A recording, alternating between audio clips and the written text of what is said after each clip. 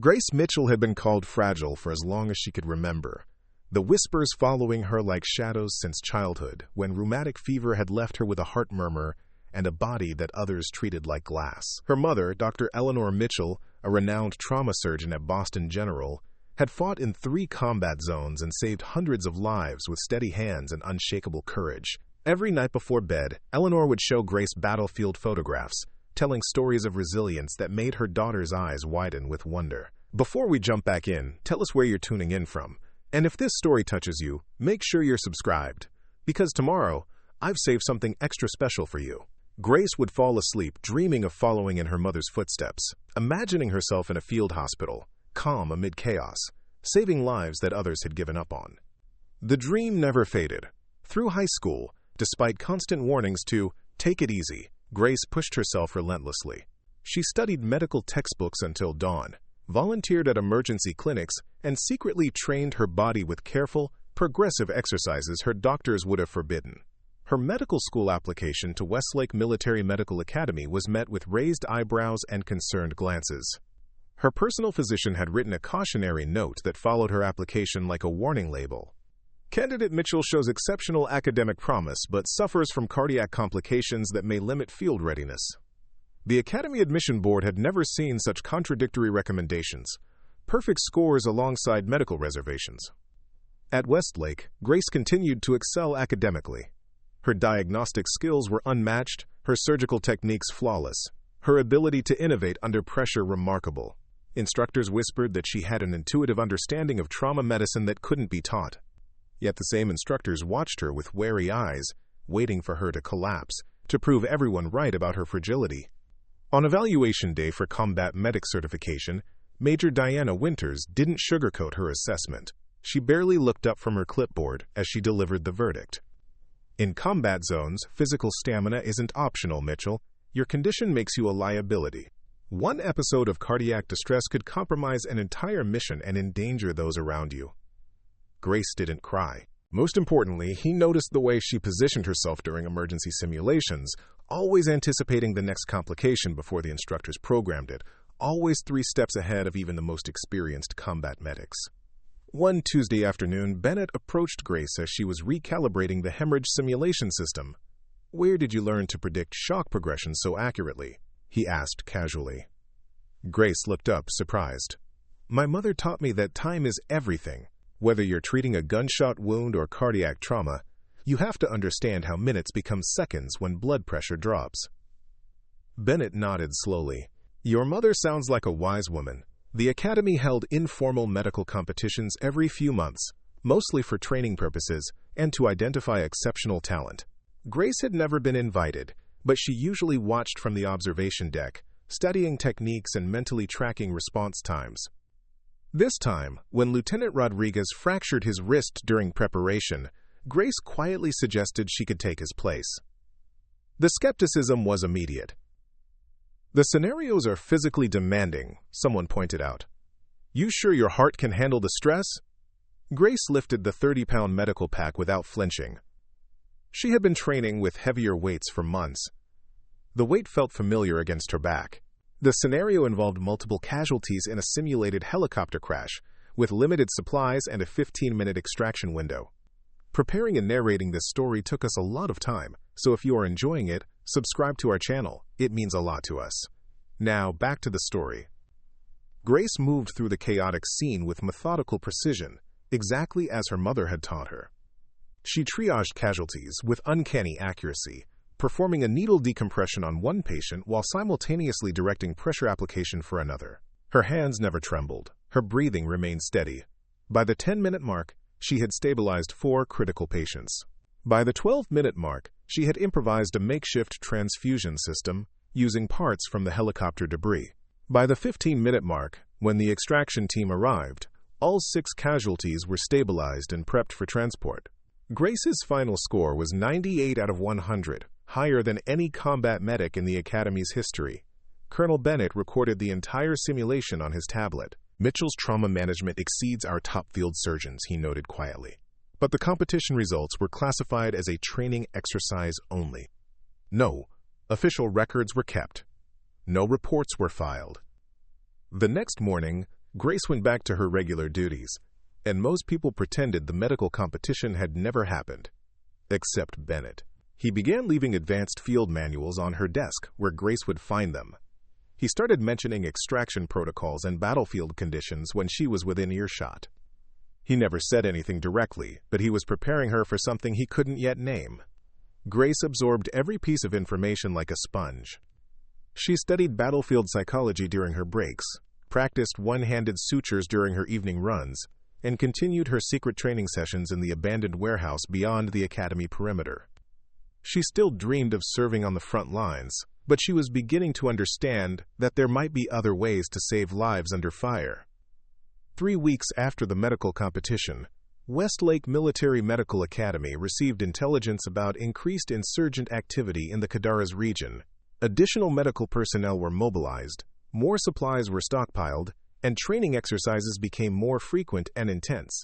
The atmosphere at the academy shifted from routine education to active preparation for combat deployment. Grace noticed the change immediately. Medics who used to joke around during simulations now maintained serious, focused expressions. Medical teams worked with increased urgency. Communication became more coded and careful. Something significant was building, though no one spoke about it directly. During this time, Grace caught fragments of conversations that weren't meant for her ears. Major Winters had been in closed-door meetings with intelligence officers from Central Command.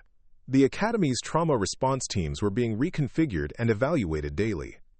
Most telling of all, the requests for blood products had quintupled with special emphasis on universal donors and battlefield transfusion equipment. Colonel Bennett continued his informal mentoring, but his lessons became more specific and urgent.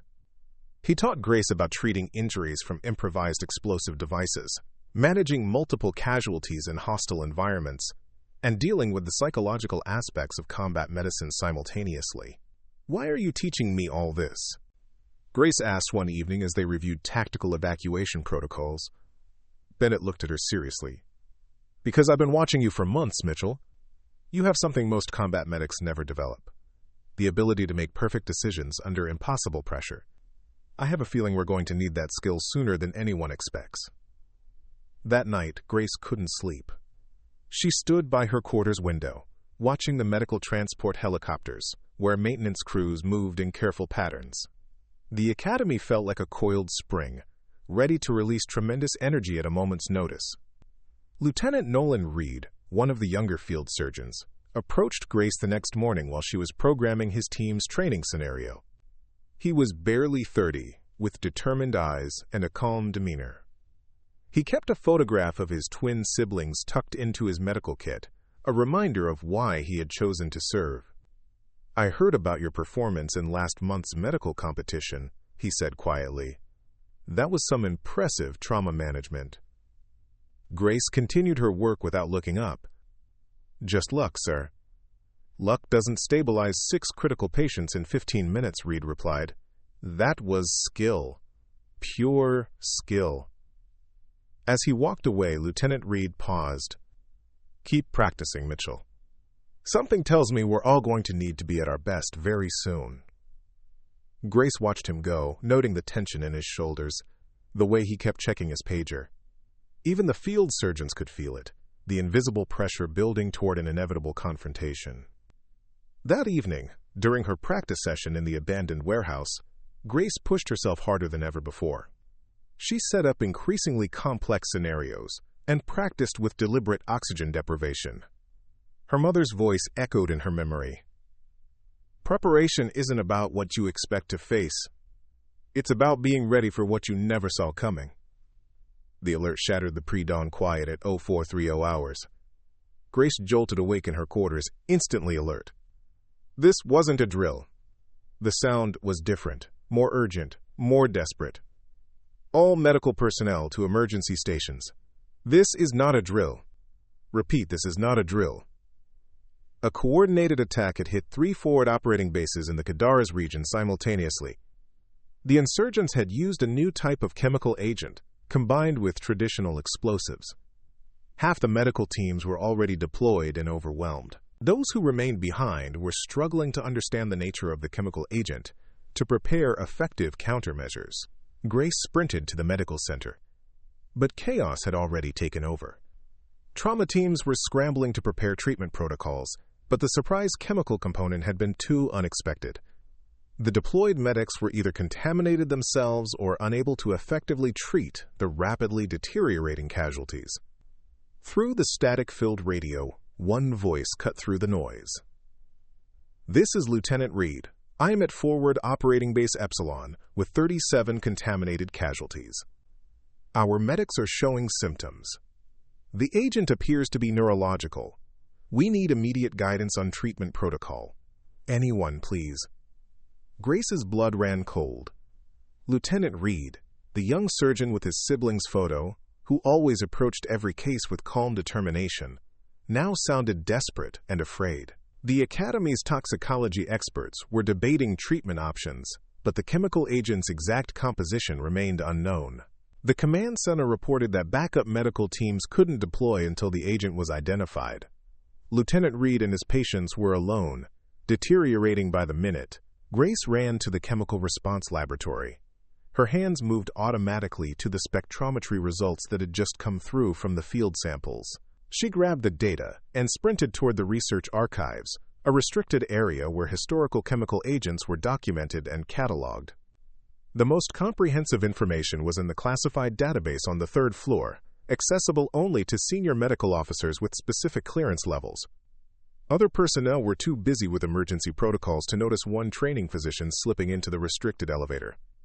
Grace reached the archives as Lieutenant Reed's voice crackled over her radio again. "Patients experiencing respiratory paralysis and vascular congestion. Conventional treatments ineffective. If anyone can hear this, we have less than 30 minutes before we lose them all."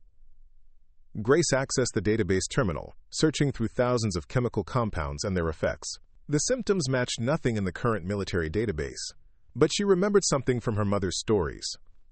A rare nerve agent developed in the Cold War that had been encountered only once during a classified operation in Eastern Europe. The agent had similar properties to what they were seeing now, but with molecular modifications that made it unrecognizable to standard detection equipment.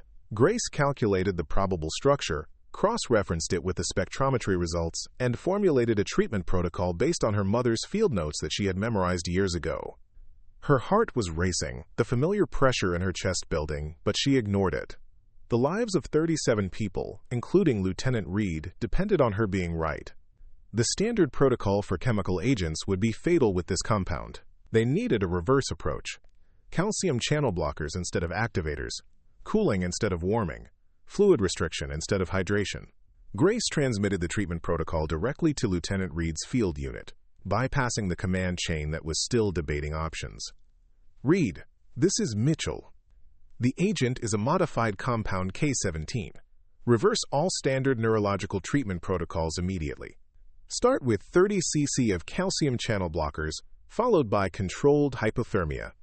Restrict fluids and administer atropine only after temperature drops below 97 degrees. For several agonizing minutes, there was no response. Grace stood in the archives, her own breathing becoming labored as her heart struggled with the stress. Then the radio crackled to life. "Mitchell, this is Reed. Where did you even get this protocol?" "The patients are stabilizing. Respiratory function returning in cases 1 through 6 already. Whatever you did, it's working." Grace allowed herself one deep breath. "Just an educated guess, sir." "That wasn't a guess," Reed responded, his voice steadier now. "That was the most brilliant toxicological analysis I've ever witnessed.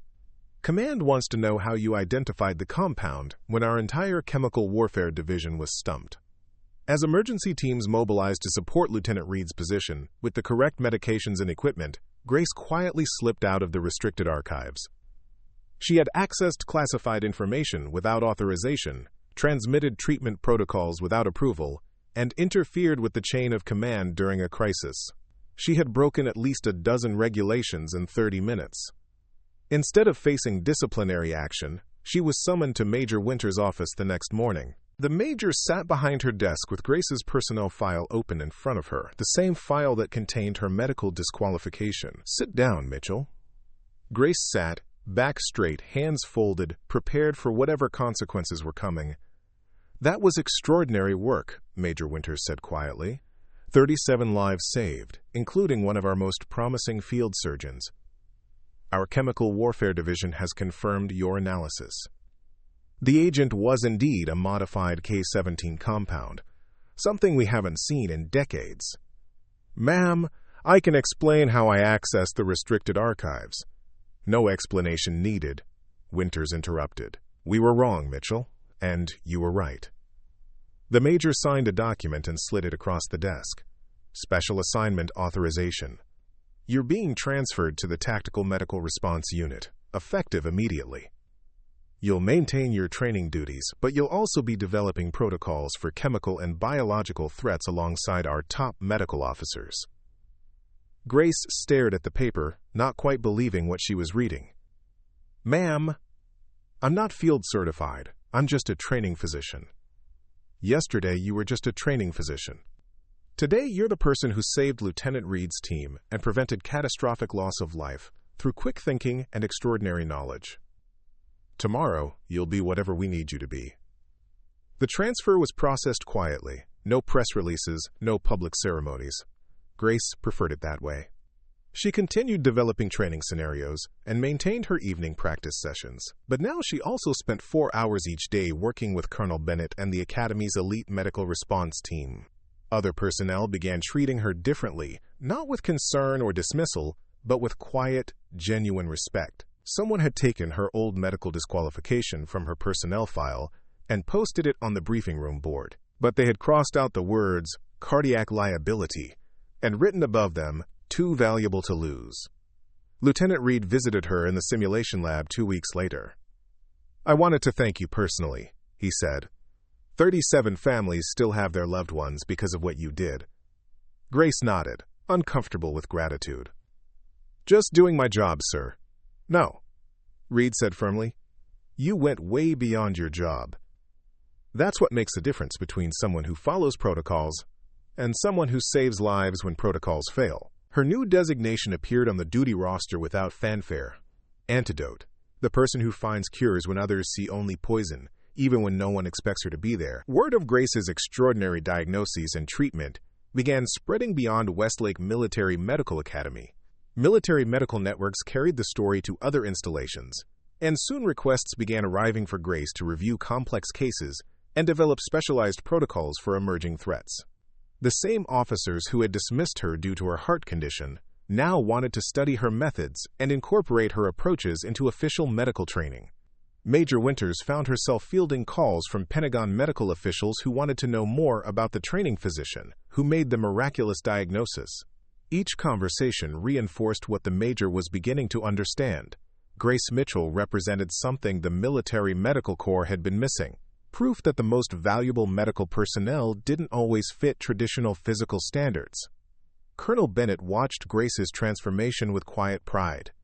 During one of their training sessions, he pulled her aside. "You know what the most important thing is about what happened that day?" Grace looked at him curiously. "It wasn't that you made an impossible diagnosis," Bennett continued. "It's that you were ready when the impossible diagnosis needed to be made. That's the difference between having knowledge and having wisdom." As Grace's reputation grew, so did her responsibilities.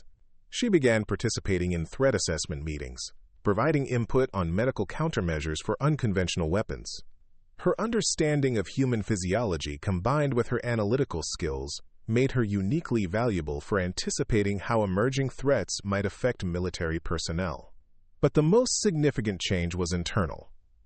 Grace no longer looked at the field medics with the ache of impossible dreams.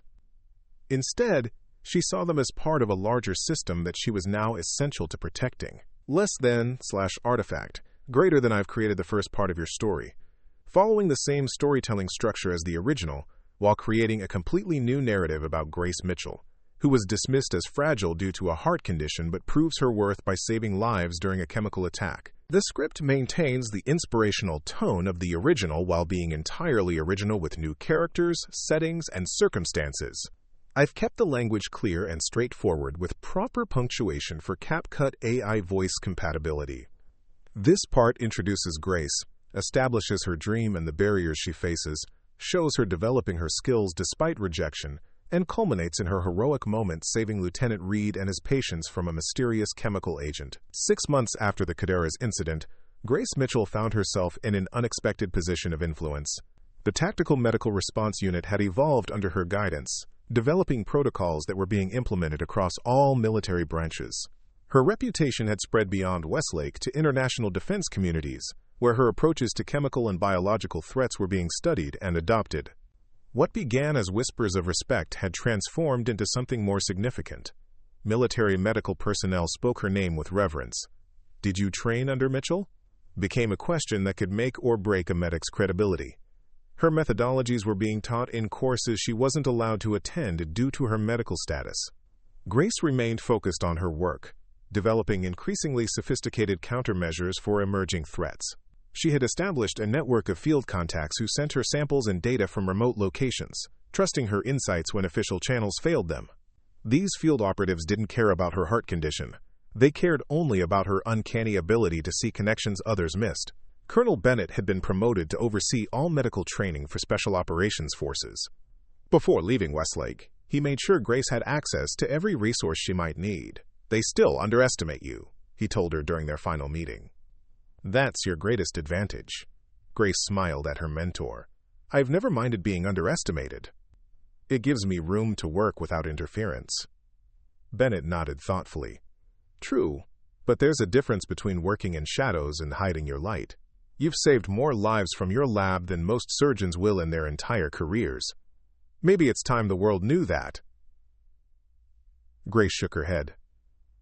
"I don't need recognition. I just need to keep doing my job." What Grace didn't realize was that her work had caught the attention of people far beyond military medical circles.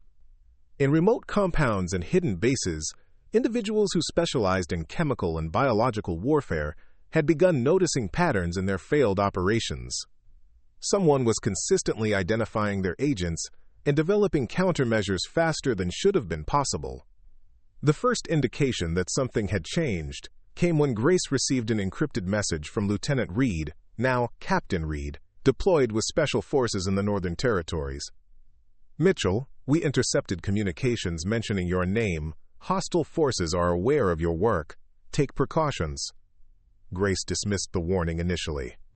She was a behind-the-scenes analyst, not a field operative. Her name wouldn't mean anything to enemy combatants. But 3 days later, the Academy's security protocols were elevated without explanation. Armed guards appeared outside the medical research wing where she worked. Major Winters, now Colonel Winters, called Grace to her office.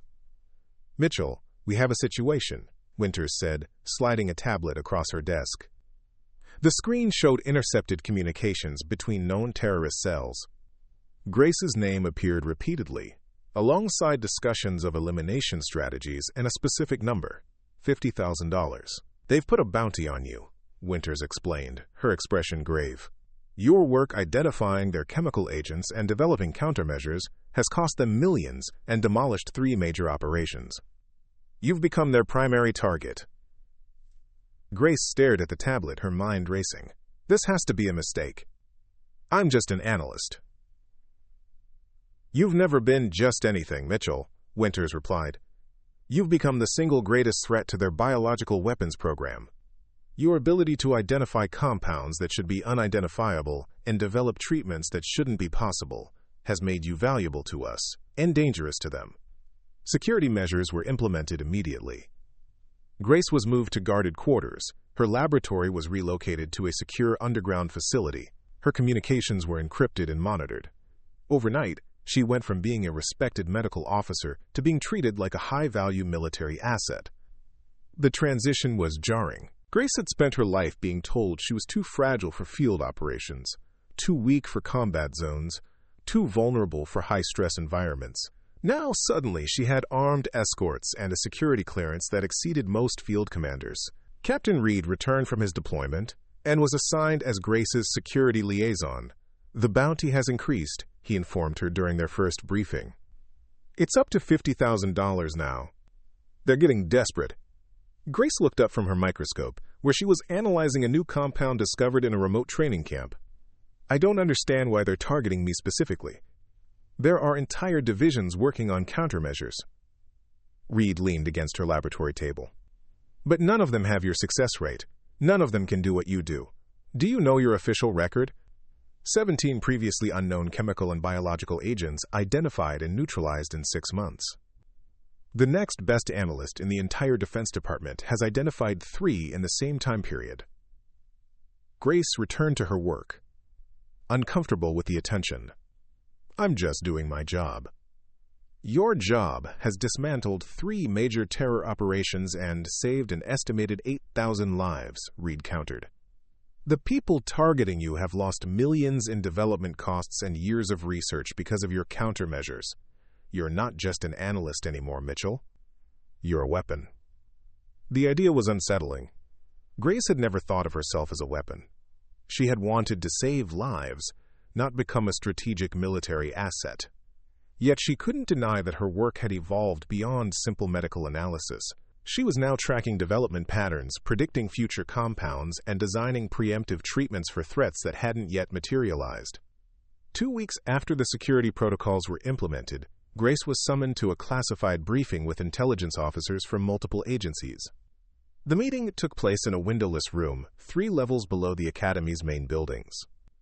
Captain Reed accompanied her, his presence both reassuring and a stark reminder of how much her life had changed. Commander Elizabeth Harris, head of counterterrorism intelligence, led the briefing.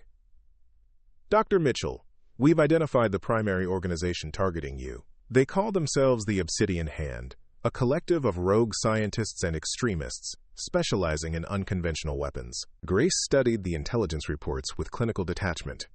Their chemical signatures have appeared in 7 of the compounds I've analyzed. Their work is sophisticated, but has consistent methodological patterns. Commander Harris looked impressed. That's exactly right. We've been tracking them for years, but they've always stayed one step ahead of our countermeasures. Until you came along. The commander brought up a secure terminal displaying intercepted communications. 3 days ago, they increased the bounty on your elimination to $50,000. More concerning, they've dispatched an operative known only as the Chemist to infiltrate Westlake.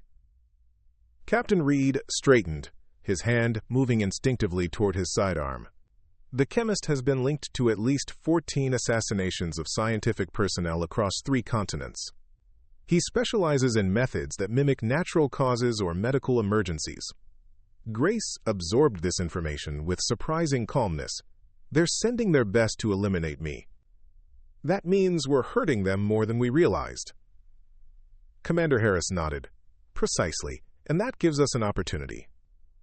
Instead of merely protecting you, we want to use this situation to locate and neutralize the Obsidian Hand's main research facility.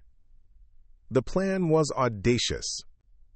Intelligence suggested that the Obsidian Hand's leadership had become so focused on eliminating Grace that they were making operational mistakes. Intercepts indicated that the Chemist had been given direct access to their primary research database to help develop a method that would bypass Westlake's security. We want to feed the Chemist false information through carefully managed channels, Commander Harris explained. Information that you'll help us craft, Dr. Mitchell. Information that will lead us back to their central operation. Grace considered the proposal. You want to use me as bait. We want to use your expertise, Harris corrected. No one understands their methodologies better than you.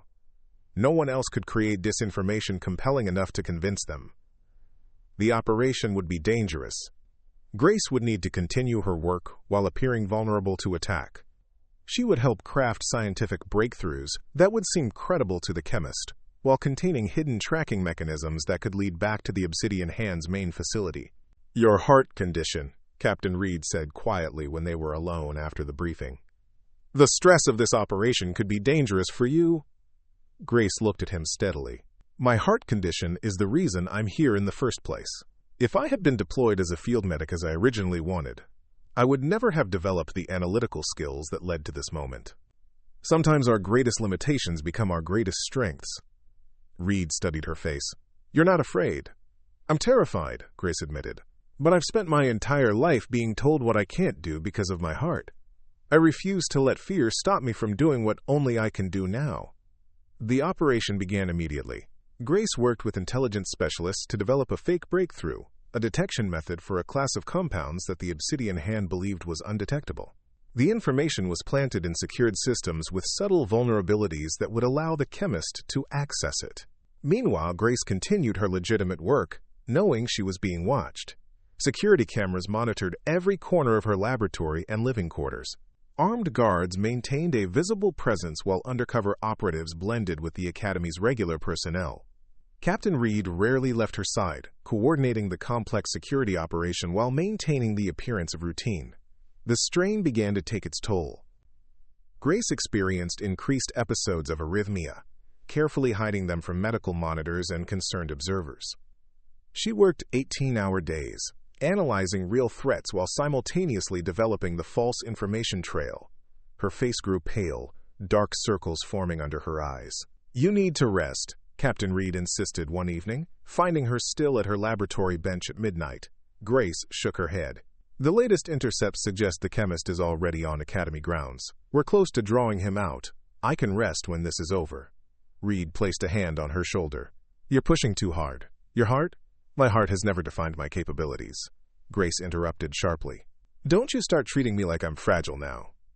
Reed stepped back, studying her with newfound respect. "I've never thought you were fragile, Mitchell. From the moment you saved my team in Kadaras, I've known you were the strongest person at this academy. I just don't want to lose you." The personal admission hung in the air between them, unexpected and sincere. Grace had grown accustomed to professional respect, but this was something different. Something that made her heart flutter in ways unrelated to her medical condition. Before she could respond, the laboratory security system registered an unauthorized access attempt at the secondary storage facility. Someone was trying to access the chemical samples Grace had been analyzing.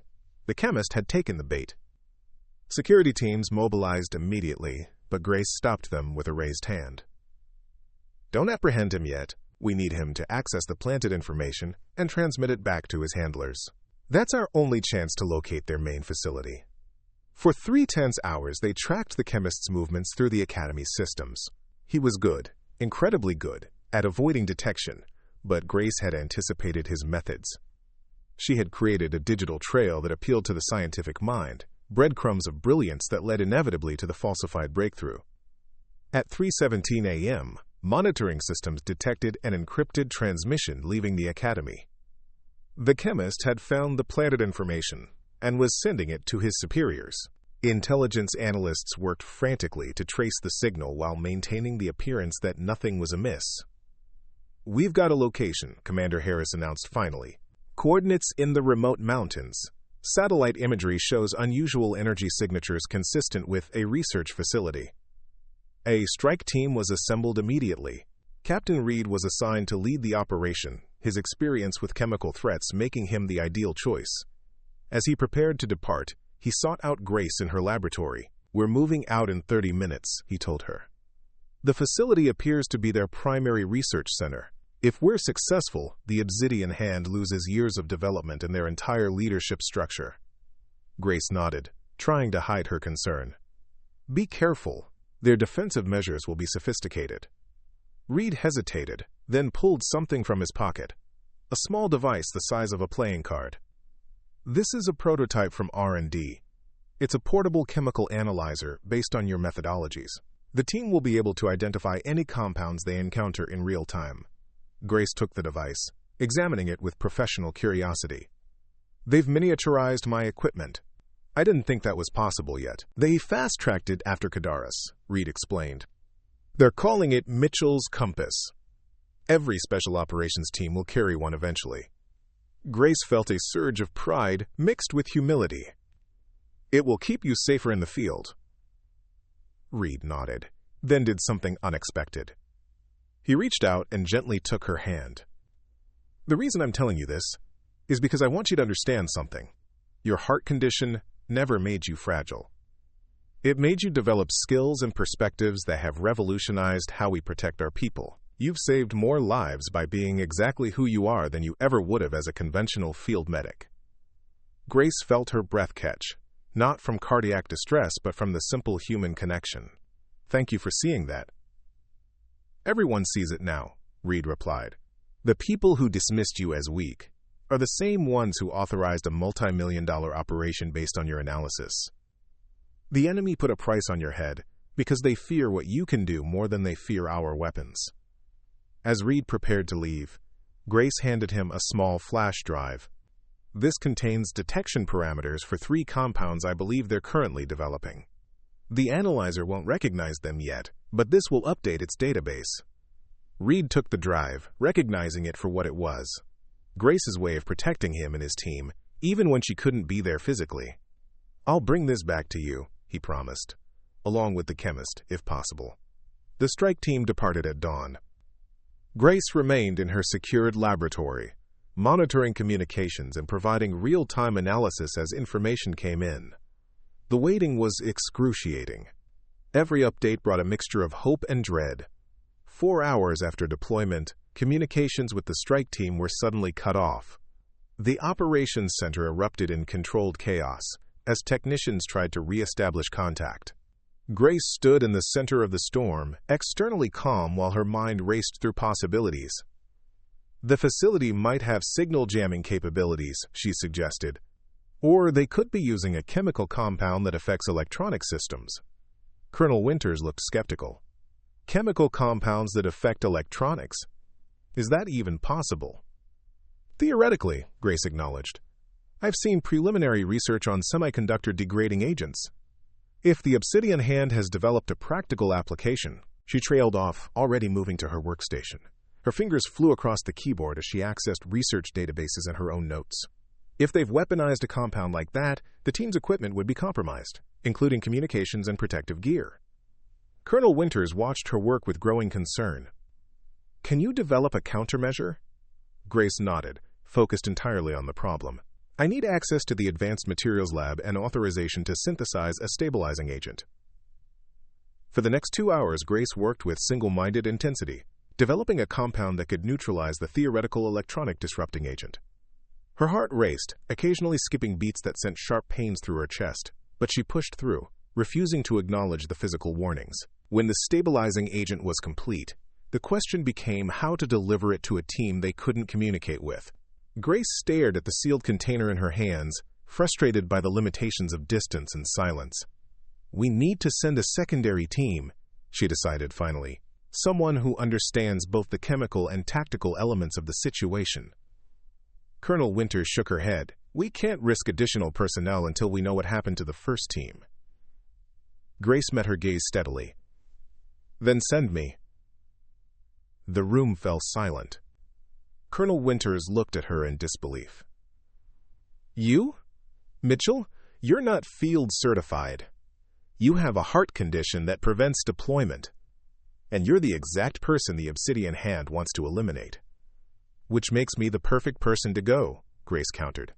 "I understand the compounds better than anyone. I've developed the countermeasure. And they won't expect me to come to them. They've been trying to get to me for months." The argument continued for nearly an hour, but Grace remained resolute. Finally, Colonel Winters relented, but with strict conditions. Grace would be accompanied by an elite security team. She would remain at a safe distance from the facility. Her role would be strictly advisory. Grace agreed to all conditions, knowing that circumstances in the field rarely followed planned parameters. 6 hours after losing contact with Captain Reed's team, she boarded a transport helicopter bound for the remote mountain facility, the countermeasure securely packed alongside her. As the helicopter lifted off, Grace felt a strange calmness descend. All her life, she had been told she was too fragile for the field, too weak for combat zones, too vulnerable to risk. Yet here she was, flying toward the heart of danger, carrying a solution only she could have developed. The woman they had called fragile was now the last hope for an elite strike team. The woman with the weak heart was showing the strongest courage. And the enemy who had put a bounty on her head was about to discover why that had been their greatest mistake. The flight to the remote mountain facility took 97 minutes.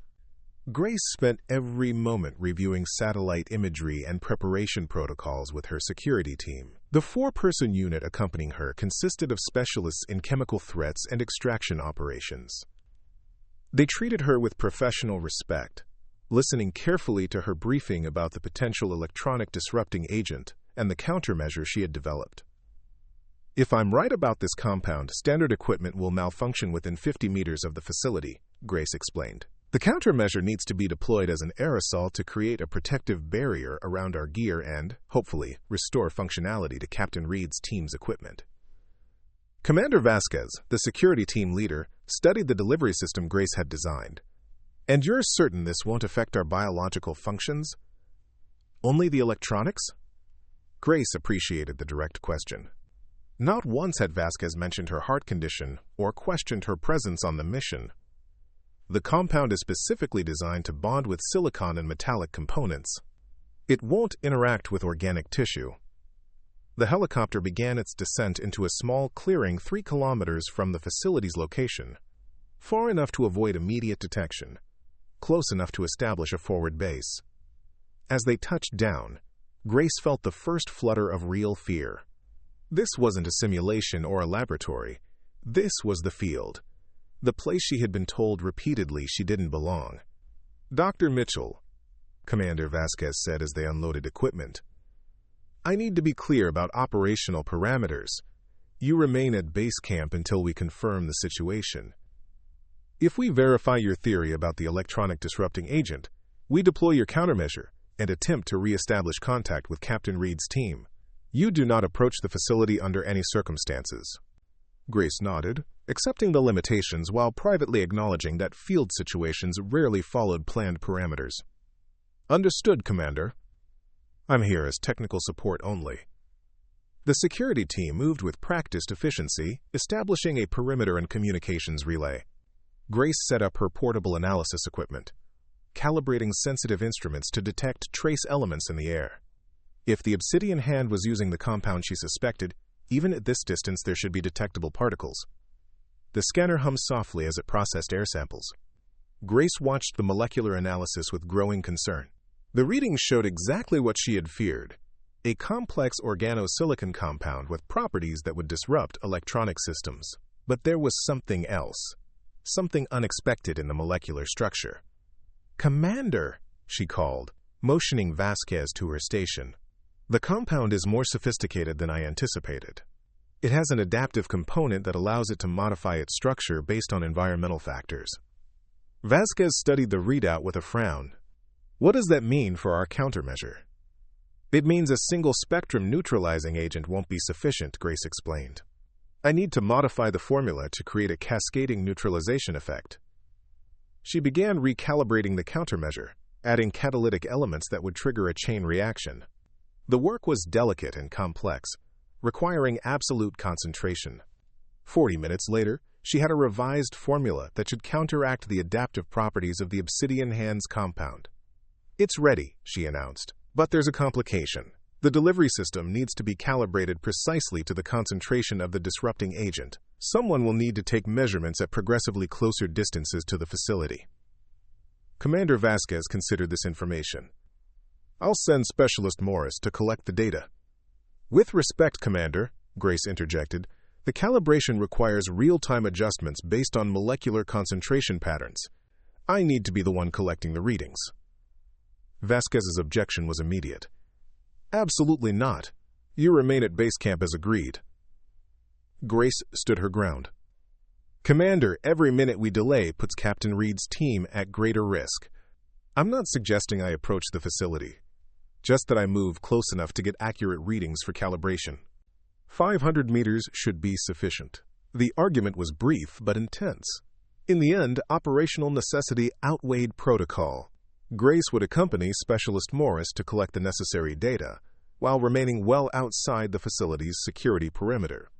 They moved through the forest in silence, stopping every 100 meters to take readings. The concentration of the disruptive compound increased steadily as they approached the facility. Grace adjusted her equipment, recording the molecular patterns with meticulous precision. 400 meters from target," Morris whispered, checking their position against satellite coordinates. "We should get your final readings and return to base camp." Grace nodded, focusing on her scanner. The readings at this distance were sufficient for calibrating the countermeasure. She was making final adjustments when her scanner detected something unexpected: a second compound interlaced with the electronic disruptor. "Wait," she whispered, rechecking the analysis. "There's something else here.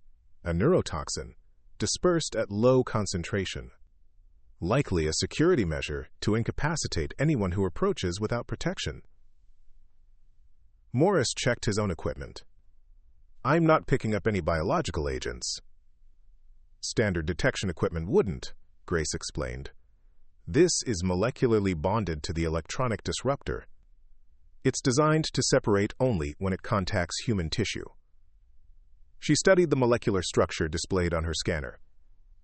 "This is why we lost contact with Reed's team. Their equipment failed, and then they were incapacitated by the neurotoxin. This changed everything. The countermeasure needed to neutralize both compounds simultaneously. More concerning, Captain Reed and his team would need immediate medical intervention. If they had been exposed to the neurotoxin for several hours already, they could be suffering serious neurological damage. We need to modify our approach," Grace told Morris. "The countermeasure needs to include an antidote component for the neurotoxin." Morris relayed this information to Commander Vasquez, while Grace began reformulating the countermeasure. The complexity had just increased exponentially. She needed to create a compound that would neutralize the electronic disruptor, counteract the neurotoxin, and remain stable when deployed as an aerosol. "Dr. Mitchell," Vasquez's voice came through the comm unit, "return to base camp immediately to complete the reformulation." Grace was about to acknowledge when Morris suddenly stiffened beside her. "Movement at the facility perimeter," he whispered, raising his binoculars. "2 vehicles departing, heading in our general direction."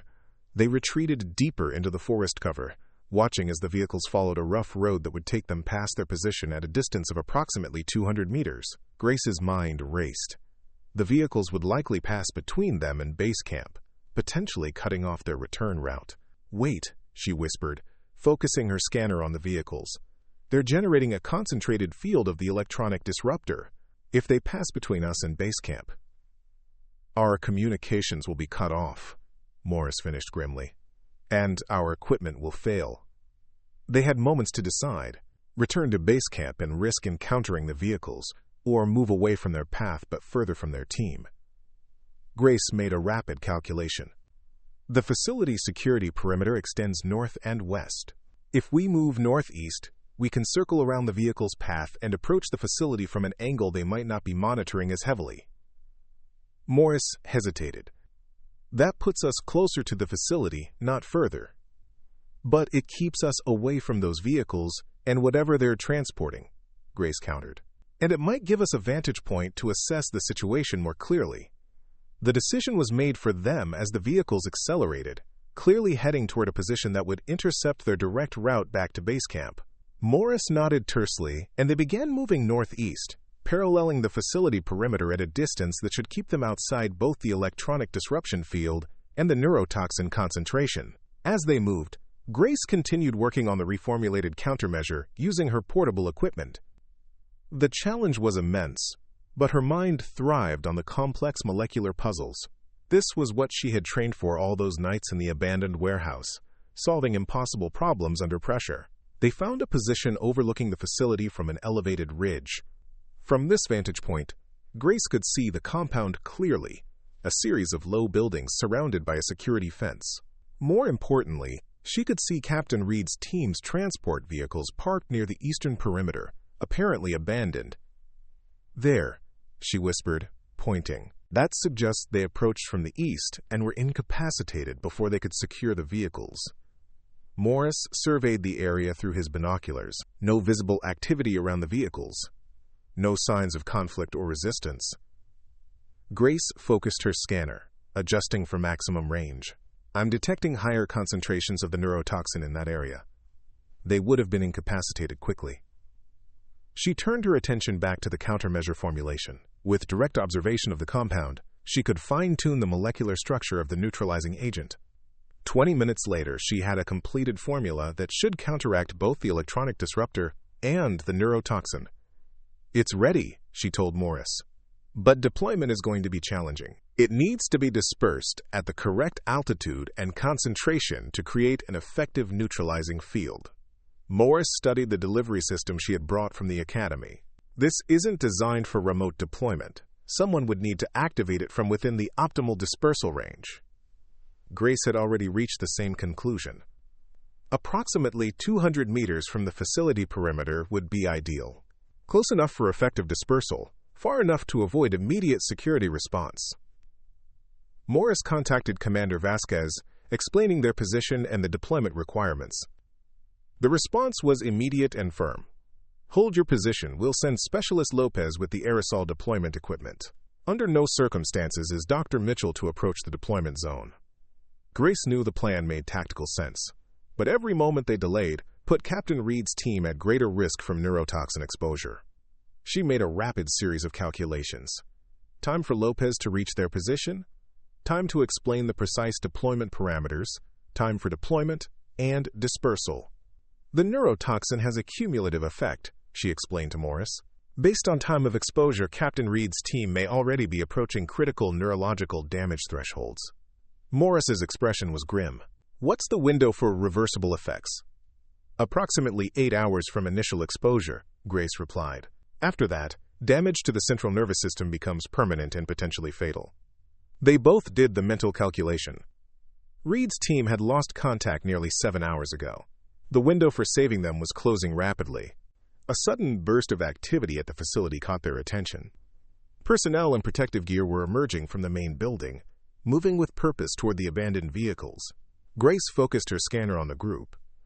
"They're carrying specialized containment units," she observed, "designed for biological or chemical transport. They're removing something from the facility." Morris relayed this information to Vasquez. The response was immediate. "Maintain observation. We need to know what they're removing." Grace watched with growing concern as the personnel loaded several containment units into one of the vehicles. Her scanner detected trace emissions consistent with highly concentrated chemical agents. "They're evacuating their research," she realized. "They must have detected our presence or received word about the strike team. They're moving their most valuable compounds to another location." This changed the operational timeline dramatically. If the Obsidian Hand relocated their research, months of intelligence work would be wasted. More importantly, they would continue developing weapons that could threaten thousands of lives. Grace made her decision in that moment. She had spent her entire life being told what she couldn't do, being protected from risks, being treated as fragile. But sometimes, the person everyone thinks needs protection is exactly the person who needs to act. "Specialist Morris," she said quietly, "I need you to create a diversion at the north perimeter in exactly 15 minutes. Nothing that would put you at risk, just enough to draw attention in that direction." Morris looked at her suspiciously. "Why?" "Because I'm going to deploy the countermeasure from the optimal position while their attention is elsewhere," Grace replied calmly. "Then I'm going to locate Captain Reed's team." "Absolutely not," Morris objected. "Commander Vasquez was explicit about you maintaining distance from the facility." Grace met his gaze steadily. "And Captain Reed was explicit about bringing back intel on the Obsidian Hand's research. Both of those objectives are about to become impossible if we don't act now." She could see the conflict in Morris's expression, duty to orders versus operational necessity. "This isn't your responsibility, Dr. Mitchell. You're a scientific advisor, not a field operative." "I'm the person who created the countermeasure," Grace countered. "I'm the person who can identify the compounds they're transporting. And I'm the person they put a bounty on because they fear what I can do. That makes this exactly my responsibility." Morris still hesitated. Grace softened her approach. "I'm not asking you to disobey orders. Create a diversion, then report that I acted against instructions. You'll have fulfilled your duty either way." After a long moment, Morris nodded. 15 minutes. North perimeter. Make it count, Doctor." Grace spent those 15 minutes recalibrating the countermeasure delivery system and preparing the antidote injectors she would need for Captain Reed's team.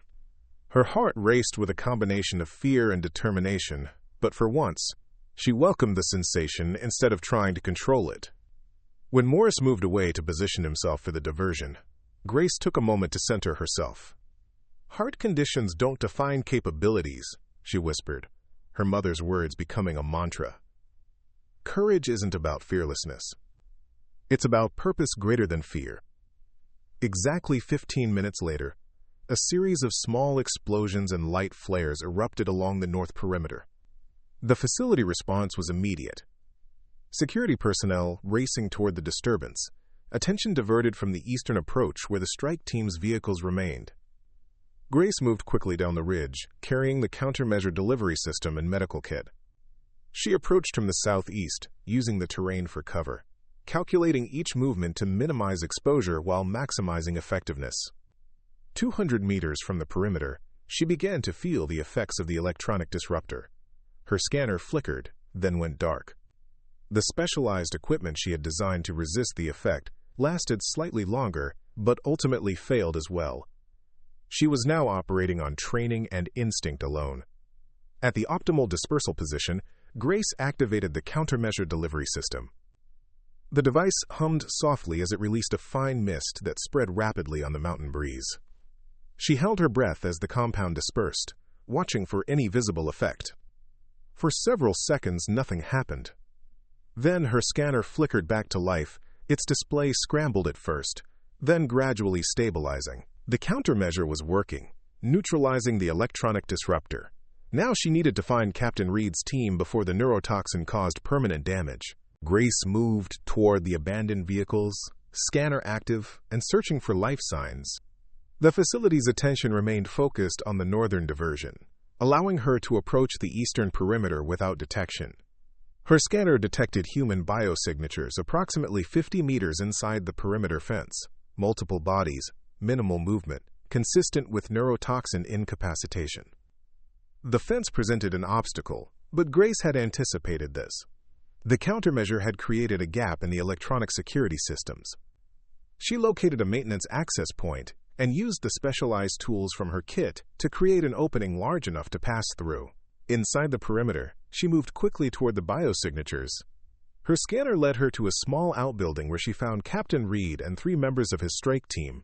They were alive but unconscious, their breathing shallow and labored, classic symptoms of the neurotoxin she had identified. Grace administered the antidote injections immediately, starting with Captain Reed. His response was almost immediate. Increased respiration, improved color, minimal muscular response. The neurotoxin was being neutralized. She proceeded to treat the remaining team members with the same careful precision. As she worked, Grace monitored the facility's response to Morris's diversion. Security personnel were returning to their stations, the distraction having run its course. She had minutes, perhaps seconds, before they discovered the breach in the eastern perimeter. The strike team members were beginning to show signs of consciousness, but they were far from operational. They would need assistance to evacuate. Grace knew she couldn't move them alone, and calling for extraction would take too long. She needed another diversion, something more substantial that would buy time for Commander Vasquez's team to reach their position. Her eyes fell on the research transport vehicle being loaded near the main building. The containment units held the Obsidian Hand's most valuable and dangerous research. Grace made her decision. She checked Captain Reed and his team once more, ensuring they were stabilized, then moved toward the research transport vehicle. Her plan was simple but effective. Use the countermeasure's chemical properties to neutralize the compounds in the containment units. The reaction would be dramatic but non-lethal, creating the perfect diversion for extraction. She approached the vehicle cautiously, using the buildings for cover. The loading was almost complete, with just 2 containment units remaining. Grace modified her scanner to emit a focused beam of the countermeasure, targeting the already loaded containment units through the vehicle's ventilation system. The reaction began slowly, a faint hissing sound, as the countermeasure interacted with the stored compounds. Then, exactly as she had calculated, the reaction accelerated. Alarms blared as detection systems registered the chemical neutralization occurring inside the containment units. Facility personnel raced toward the vehicle, their precious research rapidly becoming inert and useless. In the chaos, Grace returned to Captain Reed and his team. Reed was now semi-conscious, his eyes focusing with effort on her face. "Mitchell?" he mumbled, confusion evident in his voice. "You're not supposed to be here." "I go where I'm needed, Captain," she replied, helping him to a sitting position. "And right now you need extraction before they realize what's happening to their research." The facility was in complete disarray. The chemical reaction had spread from the transport vehicle to the main research building through connected ventilation systems. Alarms screamed across the compound, as years of development literally neutralized before their eyes. Commander Vasquez's team arrived at the eastern perimeter breach moments later, having recognized the diversion for what it was. They moved quickly to secure Captain Reed and his team, preparing them for immediate evacuation. "Dr. Mitchell," Vasquez acknowledged with a mixture of frustration and respect, "I should have you court-martialed for disobeying direct orders." Grace was monitoring Reed's vital signs, ensuring the antidote was fully effective. "You can recommend whatever disciplinary action you feel is appropriate, Commander, after we get these people to safety and proper medical care." As they moved toward the extraction point, Captain Reed grasped Grace's wrist with surprising strength for someone recently unconscious. "The research data," he managed, his voice strained. "Did you secure it?" Grace smiled slightly. "Better. I neutralized it. Every compound in this facility is currently being rendered inert by a cascading chemical reaction. The Obsidian Hand just lost approximately 5 years of weapons development." Reed's eyes widened with understanding. Then, remarkably, he laughed. "A weak sound, but genuine. The woman they called too fragile just dismantled their entire operation." Grace helped him toward the extraction point, conscious of the facility security now mobilizing to pursue them. "Not too fragile," she corrected. "Just differently strong." As they reached the perimeter, Grace looked back at the chaos she had created. The Obsidian Hand had put a $50,000 bounty on her head because they feared her mind. They had been right to be afraid. The woman they had dismissed as weak and fragile had just become their most devastating adversary. And she had done it not despite her limitations, but because of how those limitations had shaped her approach to problems others couldn't solve. As the extraction team moved through the forest toward the waiting helicopter, Grace felt a strange sense of fulfillment. For the first time in her life, she had been judged not by what she couldn't do, but by what only she could do. The difference was everything. The extraction helicopter thundered through mountain passes, navigating treacherous wind currents as it carried them back to secure territory. Grace monitored Captain Reed and his team throughout the flight, administering supplemental treatments as their bodies continued clearing the neurotoxin. The medical facilities at Westlake had been alerted and were preparing specialized treatment protocols based on data Grace transmitted from her scanner. In the dim red lighting of the helicopter cabin, Commander Vasquez sat across from Grace, his expression unreadable. "The intelligence community has been trying to locate the Obsidian Hand's primary research facility for 3 years," he said finally. "Multiple operations, millions in resources, dozens of agents in the field. Then you find it and neutralize it in a single afternoon." Grace continued checking Reed's neurological responses, her movements precise and methodical. "I had the advantage of understanding their research. When you know how someone thinks, you can predict what they'll do next." Vasquez studied her with newfound respect. "You realize what you've done, don't you? Beyond saving Reed's team. Beyond destroying their research." Grace looked up, questioning. "You've shifted the entire paradigm of how we approach chemical and biological threats," Vasquez explained. "Traditional countermeasures are reactive. We identify a threat, then develop a response. You've demonstrated that we can predict and neutralize threats before they're fully weaponized." The implications were significant. Grace's approach could potentially change how defense agencies worldwide addressed emerging threats. Instead of waiting for attacks to occur, they could identify developmental patterns and neutralize dangerous compounds during the research phase. "It's not just about neutralizing what exists," Grace reflected. "It's about understanding the underlying patterns of development. Chemistry follows logical progressions. If you understand the starting point and objective, you can anticipate the pathways between them." The helicopter began its descent toward Westlake as dawn broke over the horizon. Grace felt the familiar fatigue that followed intense concentration, her body reminding her of its limitations. Her heart rhythm had been irregular throughout the mission, but she had pushed through, focusing on the task rather than her condition. As they touched down, medical teams rushed forward to transfer Reed and his team to the treatment facility. Grace moved to follow, but was intercepted by Colonel Winters, whose expression blended concern with something else, something that looked remarkably like awe. "Dr. Mitchell," Winters said formally, "I need your preliminary report immediately, and then you're reporting to medical for evaluation." Grace nodded, too exhausted to argue. Captain Reed's team will need continued monitoring for at least 72 hours. The neurotoxin may have secondary effects that won't present immediately. Our medical team has your treatment protocols, Winters assured her. You've done enough. Now you need to take care of yourself. The debriefing was intensive but efficient. Grace detailed the compounds she had identified, the countermeasures she had developed, and the neutralization reaction she had triggered at the facility. Intelligence analysts recorded every word, occasionally interrupting with clarifying questions about chemical structures and potential adaptations. Based on what you observed, one analyst asked, how long will it take the Obsidian Hand to rebuild their research program? Grace considered the question carefully. The neutralizing agent I deployed doesn't just render compounds inert. It permanently alters their structure at the molecular level. Their samples are useless. Their data is corrupted. They would essentially need to start from scratch, which I estimate would take a minimum of 3 to 5 years. The implications sank in slowly. Grace had not just disrupted an operation. She had dealt a devastating blow to one of the most dangerous weapons development programs in existence. Lives that would have been lost to those weapons would now be saved, though they would never know how close they had come to danger. When the debriefing concluded, Grace was escorted to medical as promised. The examination confirmed what she already knew. Her heart had been strained by the mission, showing increased arrhythmia and concerning pressure readings. The doctor recommended immediate rest and increased medication. Grace accepted the medical advice with the same pragmatic approach she applied to everything else. Her condition was a factor to be managed, not a definition to be constrained by. She would rest, recover, and then continue her work. The pattern of her life had always been the same. Push boundaries, pay consequences, adapt, and push again.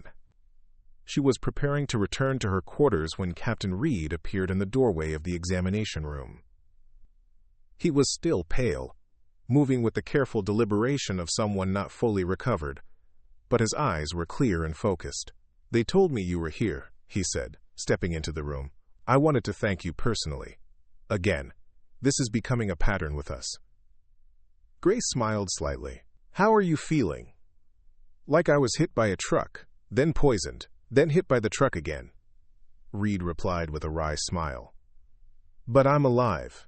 My team is alive. And according to intelligence, the Obsidian Hand just lost their entire research division. All because of you. Grace shook her head. I just applied chemistry to a problem. Anyone with the right background could have... Stop, Reed interrupted firmly.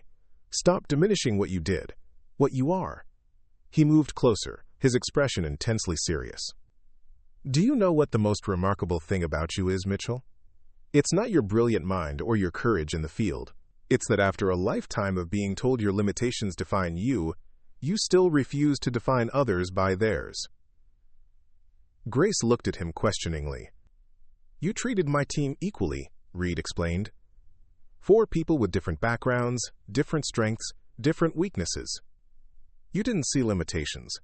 You saw people who needed help, the same way you want others to see you. The observation struck Grace with unexpected force. She had spent so many years fighting against being defined by her heart condition that she had naturally extended the same perspective to others. It wasn't a conscious philosophy. It was simply how she saw the world. The intelligence division is buzzing with reports about what happened, Reed continued. The $50,000 bounty on your head has been increased to $200,000. You've become the Obsidian Hand's most wanted target. Grace absorbed this information calmly. They're responding emotionally, not strategically. Increasing the bounty makes no difference if their research is gone.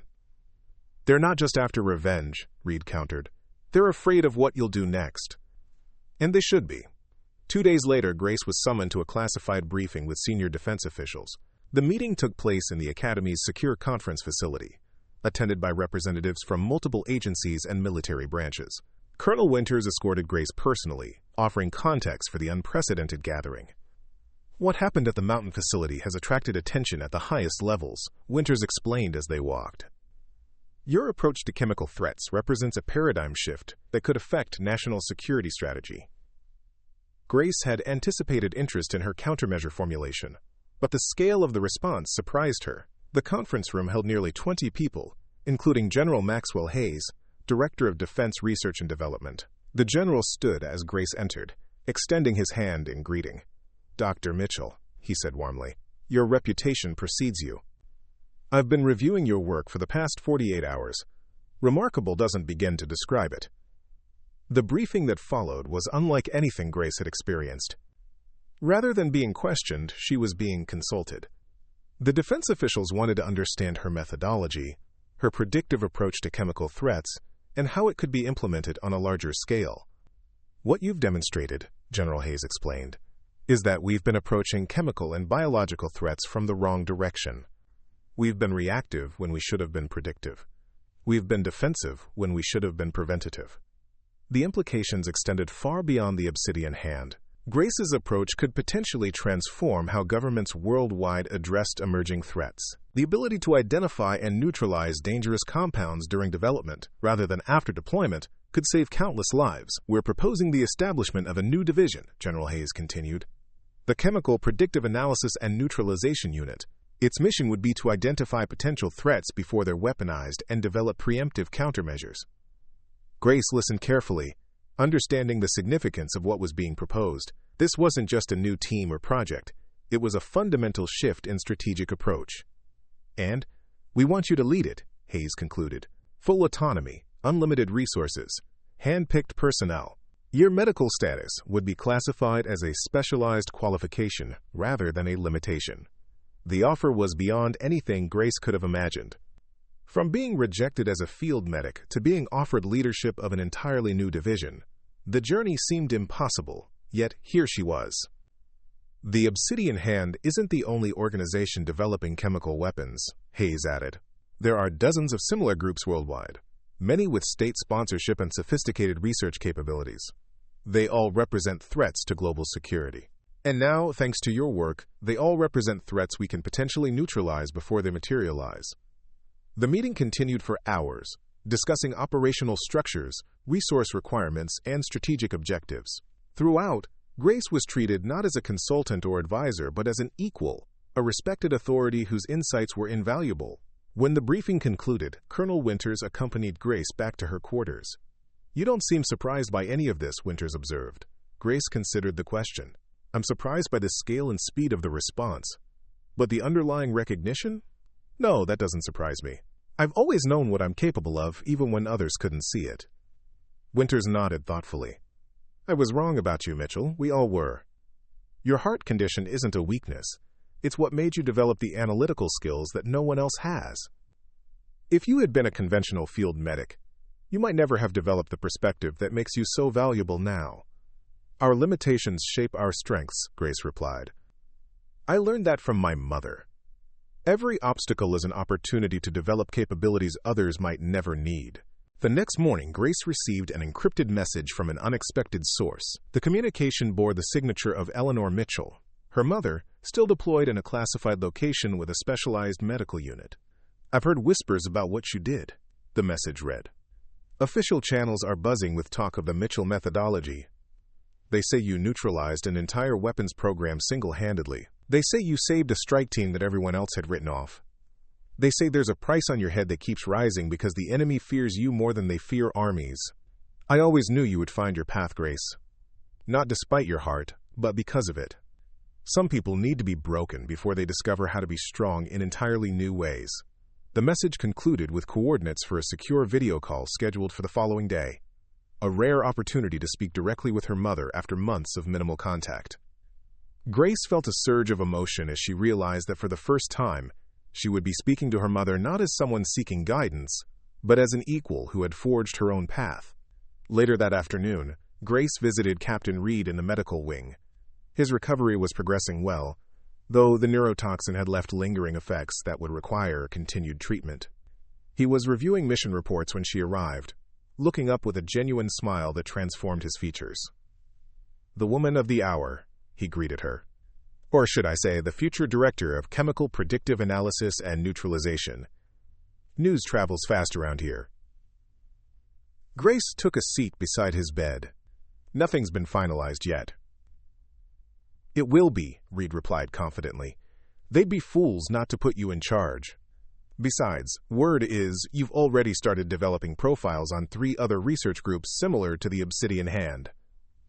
Grace couldn't deny it. The moment she had returned from the mountain facility, she had begun analyzing patterns in global chemical weapons development. It wasn't an assignment.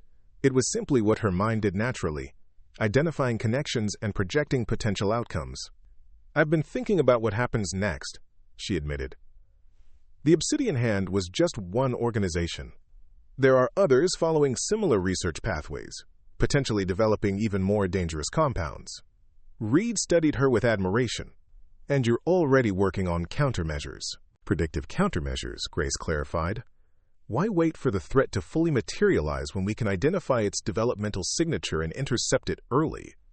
Reed's expression turned serious. "You know they're still coming for you, right? The bounty is real. You've made powerful enemies." "I know," Grace acknowledged. "But that's not going to stop me from doing what needs to be done."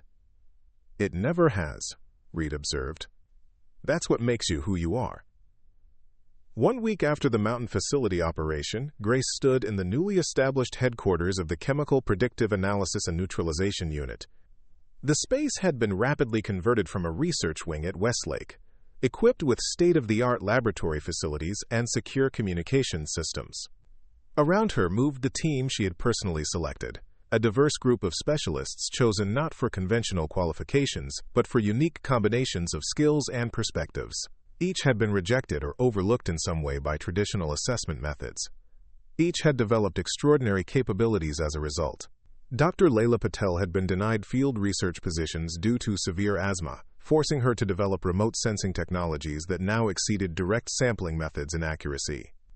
Thomas Mercer's dyslexia had led him to create visual chemical mapping systems that revealed patterns invisible in traditional notation.